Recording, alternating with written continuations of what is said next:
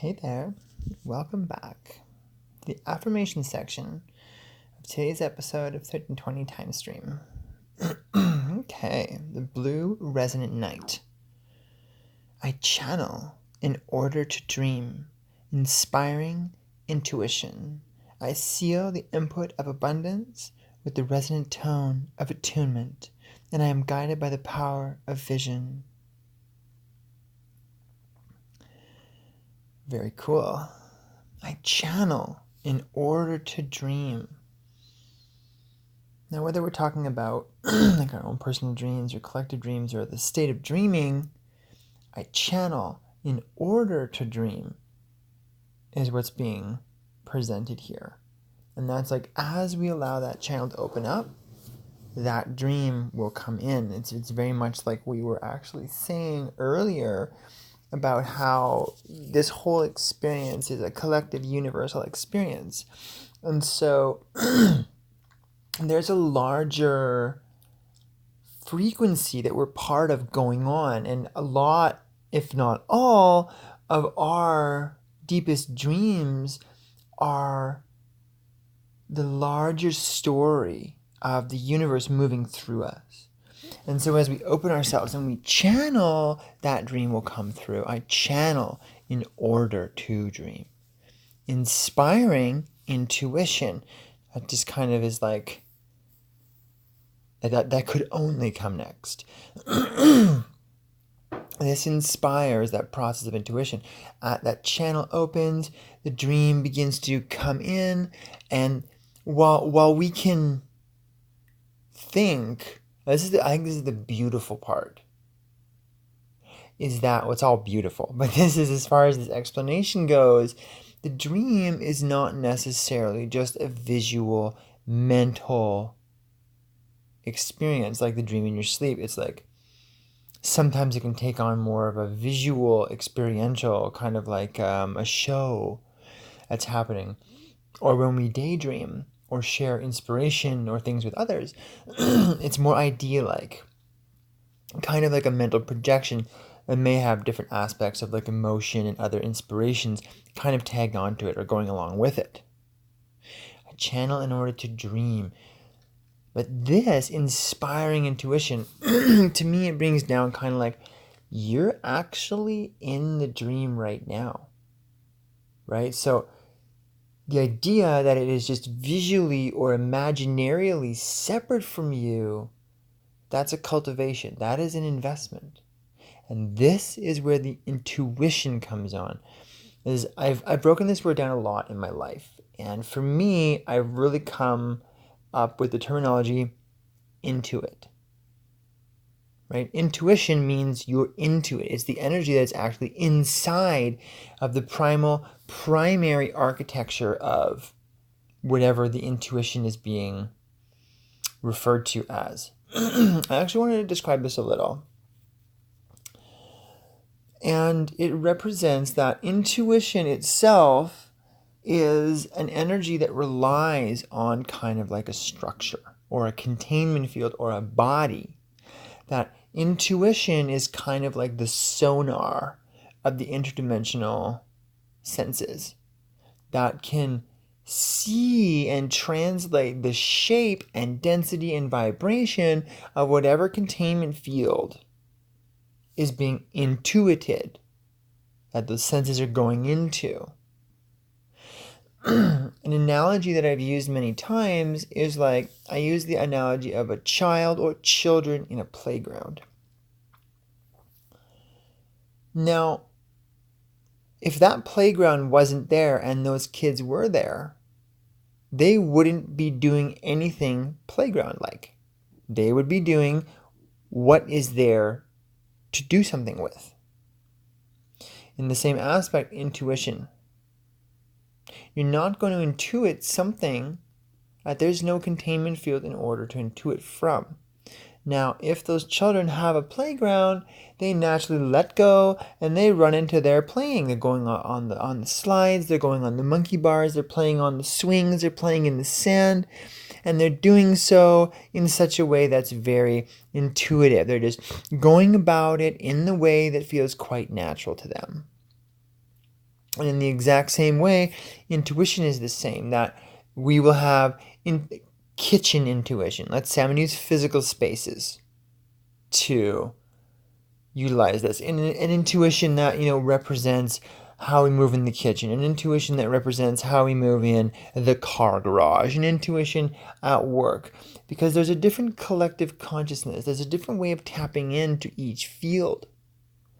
Okay, so when we come into the dream is a much more holistic aspect of that containment field, because these containment fields can be, small and vast, and they're all overlapping, but they all have a certain type of information and a way that you are moved, that you move from intuiting, from allowing yourself and those senses to delve into it, which brings you a certain type of guidance or frequency or knowledge even.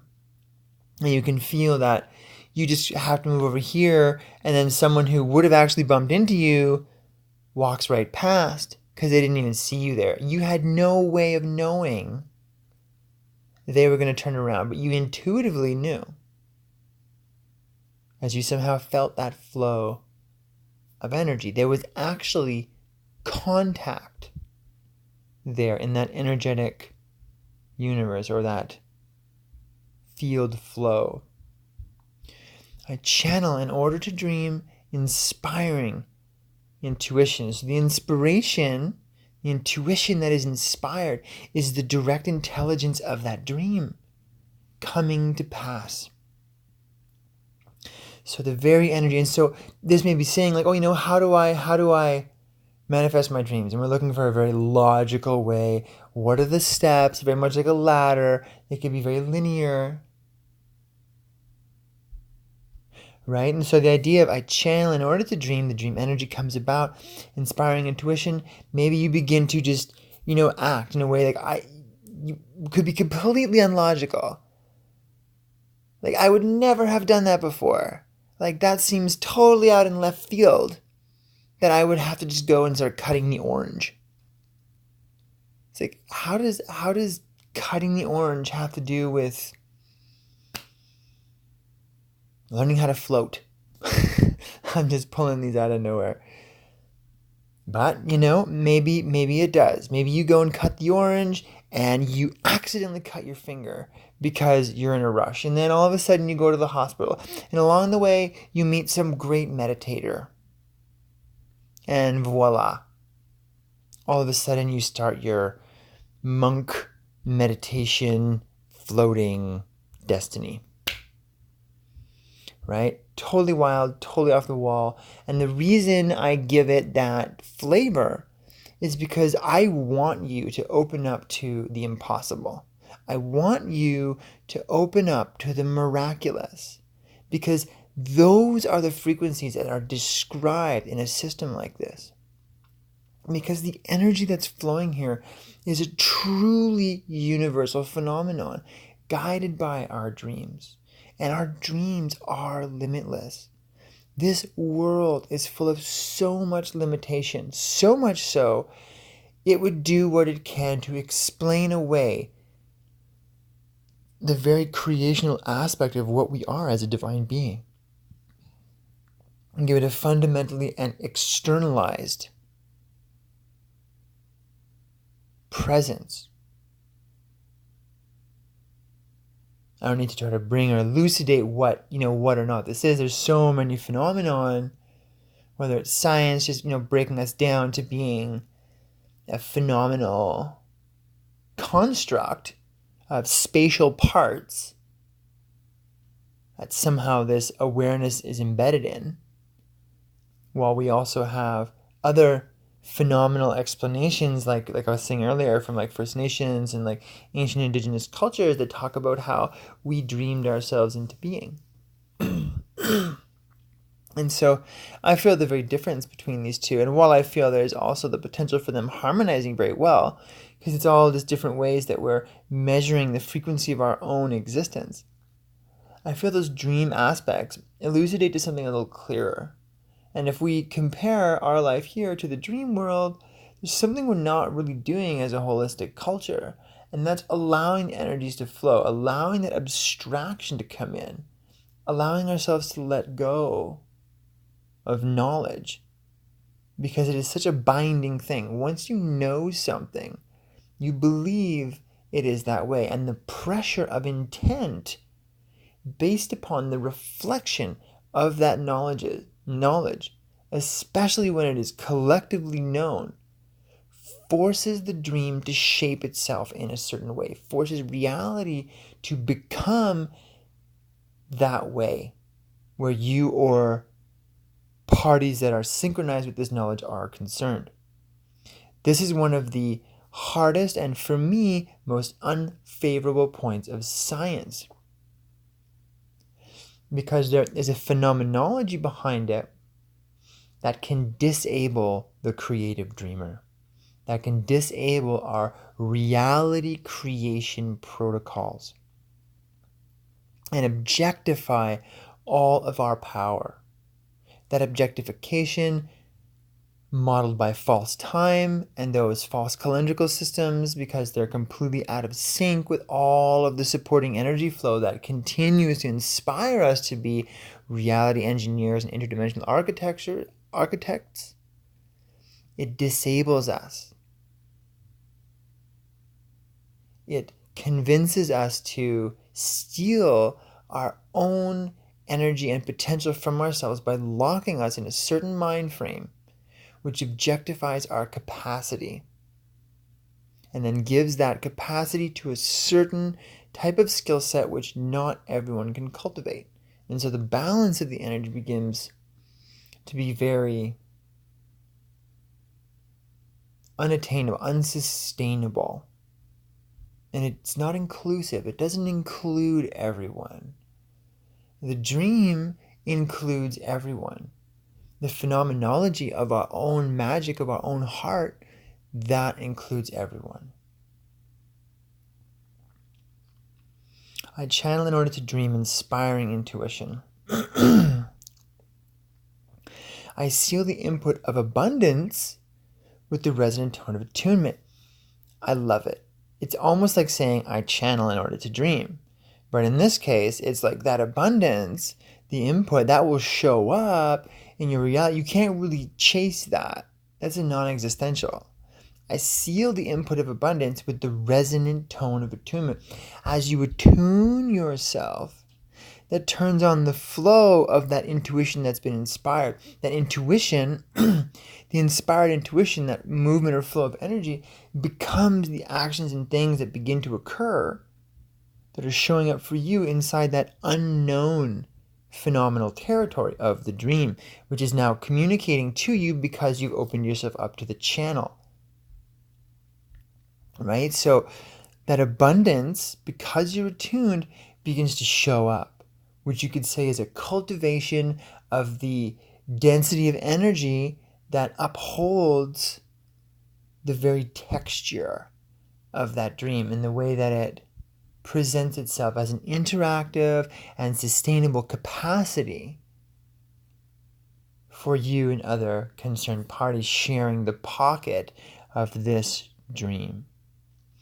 And I'm guided by the power of vision, which is saying that in the oracle, the eagle is our guide today, but it's also saying that there is a visually projected quality. So naturally, as part of this dream, though not all of it is about the visualization, because the visual aspect of it can sometimes separate ourselves from it. But as we allow and we have a healthy connection to the rest of these components that we were kind of talking about in the affirmation, then we begin to get enveloped by those mechanics, by that whole living flow.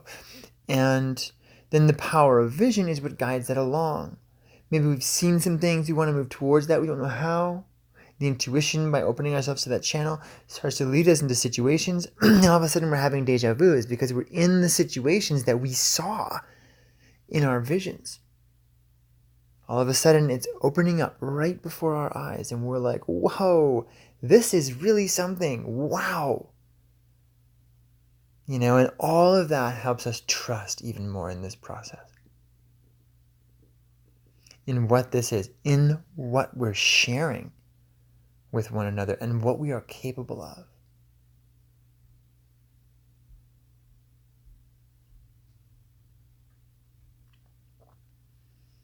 I want to open myself up to you all opening yourself up even further. Many of us have. Well, we'll go even further. We'll support each other.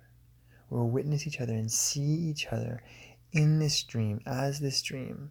We are the collective architectural design, and we all have a collective awareness. The awareness and the design are inseparable. The dream itself is sentient. So allow your heart to speak to you. Because our heart is what commands our faculty, our ability to show up in the sustainable ways that we do. Sending love to you all. And alignment frequencies to truly channel your dream. That will wrap up the affirmation section for 1320 Time Stream, this episode of. Stay tuned for the Oracle section.